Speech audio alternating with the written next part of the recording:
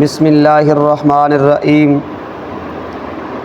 فَإِذَا قَضَيْتُمُ الصَّلَاةَ، پھر جب تم ادا کر چکو نماز، فاذکروا اللہ، تو یاد کرو اللہ کو، قیاماً، کھڑے ہو کے، وقعوداً، اور بیٹھے، وعلی جنوبکم، اور لیٹے ہوئے، فَإِذَا اطْمَأْنَنْتُمْ، پھر جب تم کو اطمینان ہو جائے، فَأَقِیمُوا الصَّلَاةَ، تو پوری کرو نماز، اِنَّ الصَّلَاةَ، بے شک نماز، کانت علی المؤمنین، ہے مسلمانوں پر، کتابا موقوتا، فرض مقررہ وقتوں میں، وَلَا تَہِنُوا، اور ہمت نہ ہارو، فِی ابْتِغَاءِ الْقَوْمِ، قوم کی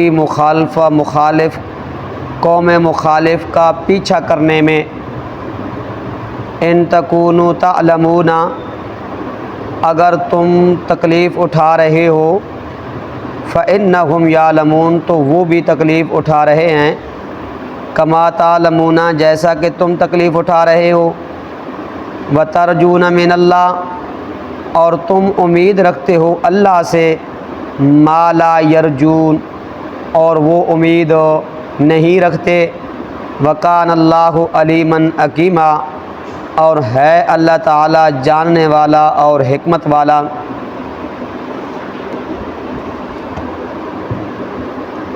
تو اس آیت کے اندر، پہلی آیت کے اندر، اللہ رب العزت نے فرمایا کہ جس وقت تم نماز خوف ادا کر چکو، فَإِذَا قَضَيْتُمُ الصَّلَاةَ، پیچھے نماز خوف کا ذکر ہے نا، تو جس وقت تم نماز خوف ادا کر چکو، فَاذْكُرُوا اللَّهَ، تو اس وقت تم کیا کرو؟ اللہ کا ذکر کرو، اللہ کو یاد کرو۔ ویسے تو اس ذکر سے مراد کیا ہے؟ اللہ کی پکار ہے۔ ذکر سے مراد کیا ہے؟ اللہ کی پکار ہے۔ جس طرح نماز فرض ہے، اسی طرح نماز کے بعد ذکر کرنا بھی کیا ہے؟ فرض ہے۔ اس مقام کے اوپر کیا ہے؟ نماز کے بعد ذکر کرنا کیا ہے؟ فرض ہے۔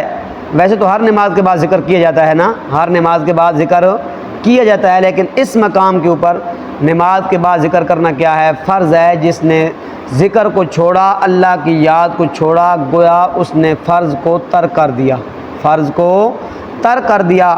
تو اس لیے رب تعالیٰ فرماتے ہیں فَإِذَا قَضَيْتُمُ الصَّلَاةَ، جس وقت تم نماز خوف ادا کر چکو، فَاذْكُرُوا اللَّهَ، تو اللہ کو یاد کرو۔ کیا کرو؟ اللہ کو یاد کرو، قِيَامًا وَقُعُودًا وَعَلَىٰ جُنُوبِكُمْ، ہر حال میں، کھڑے ہو کر بھی، بیٹھے کی حالت میں بھی، اور لیٹے کی حالت میں کیا کرنا ہے؟ اللہ کو یاد کرنا ہے، اللہ کا ذکر کرنا ہے۔ فَإِذَا اطْمَأْنَنْتُمْ فَأَقِیمُوا الصَّلَاةَ، جس وقت تمہارا خوف ختم ہو جائے، اطمینان تمہیں ہو جائے، تو پھر کیا کرنی ہے؟ نماز پوری پڑھنی ہے۔ نماز کیا کرنی ہے؟ پوری ادا کرنی ہے۔ یہ تو حالت خوف میں تھا نا کہ اگر 2 رکعتیں ہیں تو 1 رکعت پڑھنی ہے، 4 رکعتیں کتنی پڑھنی ہے؟ 2 پڑھنی ہے۔ یہ تو حالت خوف میں تھا حکم۔ فَإِذَا اطْمَأْنَنْتُمْ فَأَقِیمُوا الصَّلَاةَ، جس وقت قوم خوف ختم ہو جائے، اطمینان ہو جائے، فتح ہو جائے، اس وقت کیا پڑھنی ہے؟ پوری نماز پڑھنی ہے۔ 2 ہے تو 2 پوری پڑھنی ہے، 4 والی ہے تو 4 پوریاں پڑھنی ہیں۔ اِنَّ الصَّلَاةَ كَانَتْ عَلَى الْمُؤْمِنِينَ كِتَابًا مَوْقُوتًا، رب تعالیٰ فرماتے ہیں بے شک جو نماز ہے نا، یہ کیا ہے؟ مومنوں کے اوپر وقت مقرر پر کیا ہے؟ فرض ہے۔ وقت مقرر کے اوپر کیا ہے؟ فرض ہے۔ تو اس لیے رب تعالیٰ فرماتے ہیں وَلَا تَهِنُوا وَلَا تَحْزَنُوا، رب تعالیٰ تسلی دے رہے ہیں مومنوں کو۔ کیا تسلی دے رہے ہیں؟ فِی ابْتِغَاءِ الْقَوْمِ، ہاں اگر کیا ہو جائے، دشمنوں کے ساتھ مقابلہ ہو جائے نا، دشمنوں کے ساتھ مقابلہ ہو جائے، دشمنوں کا تعاقب کرنا پڑے، تو وَلَا تَهِنُوا، ہمت نہیں ہارنی، ہمت نہیں ہارنی، کہ اس طرح نہ ہو کہ تم کہو کہ ہمیں کیا تکلیف اٹھانی ہے، زخم لگیں گے، ہم کیا ہوں گے؟ شہید ہو جائیں گے۔ نہ، رب نے فرمایا نہ، اگر دشمنوں کا تعاقب کرنا پڑے تو ہمت نہیں ہارنی، ان تکونوا تعلمون فانہم یعلمون کما تعلمون، جس طرح تم تکلیف اٹھا رہے ہو نا، اسی طرح وہ بھی کیا اٹھا رہے ہیں؟ تکلیف اٹھا رہے ہیں۔ بدر کا مقام دیکھیں، احد کا مقام دیکھیں۔ احد کے مقام کے اندر آپ کے 70 شہید ہوئے، 70 کیا ہوئے؟ زخمی ہوئے۔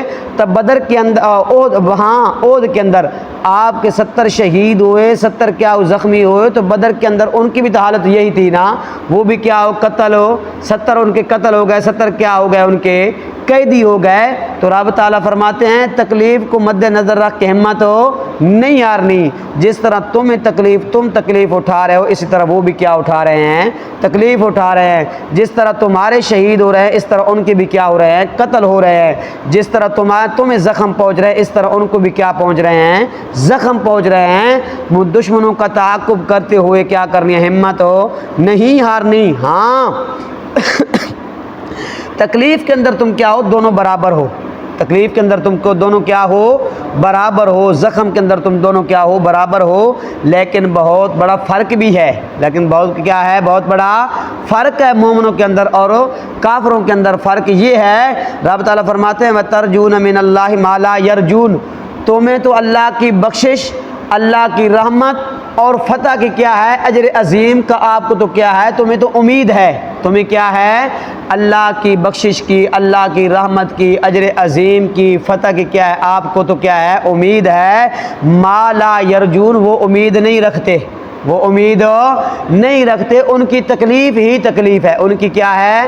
تکلیف ہی تکلیف ہے۔ وہ ان کو کوئی بخشش یا رحمت یا کیا ایسی فتح ان کو نصیب نہیں ہوگی۔ ہاں اگر وقتی طور پہ کیا ان کو فتح نصیب ہو جائے، ان کے وقتی طور پہ فتح ہو جائے، تو ایسا تسلیم نہ کر لینا، ایسا دل میں خیال نہ کرنا کہ ان کا کیا ہے؟ وہ سچے ہیں، ان کا دین سچا ہے، ان کا مذہب سچا ہے۔ رب تعالیٰ فرماتے ہیں ہم آپ کو جو شکست دیتے ہیں یا کیا کرتے ہیں؟ فتح دیتے ہیں، یہ بطور امتحان کے ہوتا ہے۔ یہ کیا ہوتا ہے؟ بطور امتحان کے ہوتا ہے۔ اس لیے رب تعالیٰ فرماتے ہیں وَكَانَ اللَّهُ عَلِيمًا حَكِيمًا، اور ہے اللہ رب العزت جاننے والا اور کیا ہے؟ حکمت والا ہے۔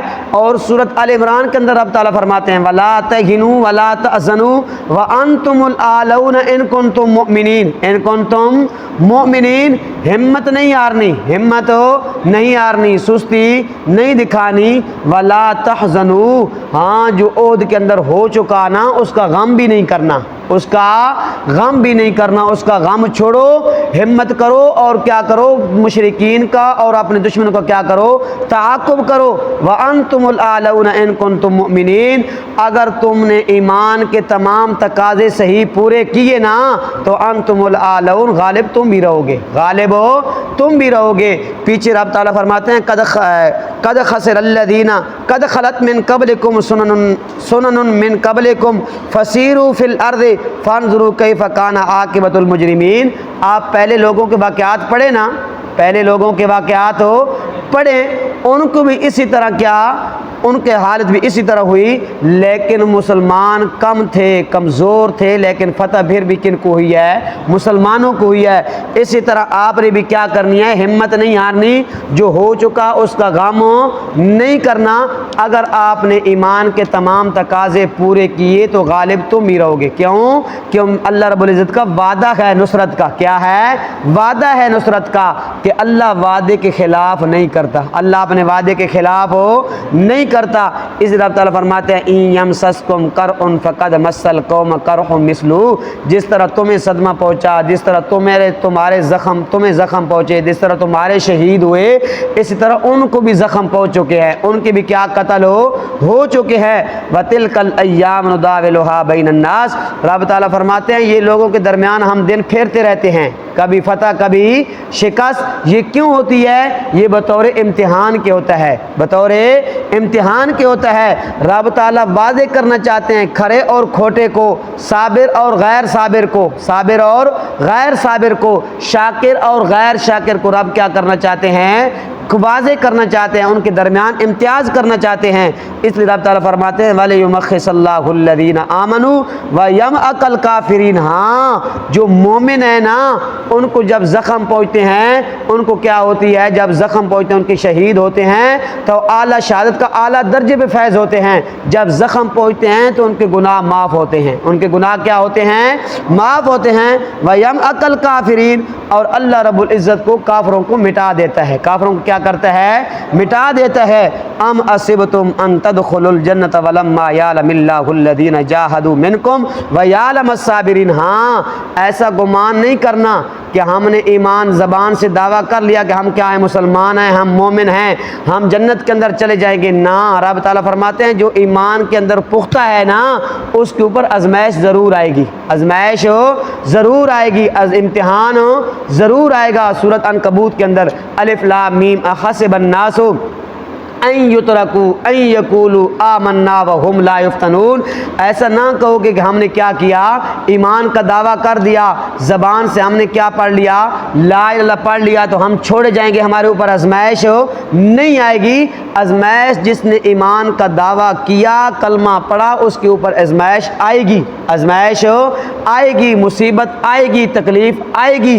رب تعالیٰ فرماتے ہیں ہم اس لیے تک کرتے ہیں نا تاکہ سچا اور جھوٹا واضح ہو جائے، سچا اور جھوٹا واضح ہو جائے، منافق اور مسلمان کے درمیان امتیاز ہو جائے، صابر اور غیر صابر کے درمیان فرق ہو جائے، امتیاز ہو جائے کہ یہ کیا ہے، صابر ہے، یہ غیر صابر ہے، یہ سچا ہے، یہ کیا ہے، جھوٹا ہے، یہ مسلمان پکا مومن ہے، یہ کیا ہے، منافق ہے، زبانی طور پہ اس میں کیا کیا، کلمہ پڑھا۔ تو اس لیے اللہ تعالیٰ فرماتے ہیں آپ ایسا گمان نہ کریں کہ ہم ایمان کا دعویٰ کر کے ہم آزمائشوں کے اوپر، ہمارے اوپر آزمائشیں نہیں آئیں گی، آزمائشیں آئیں گی۔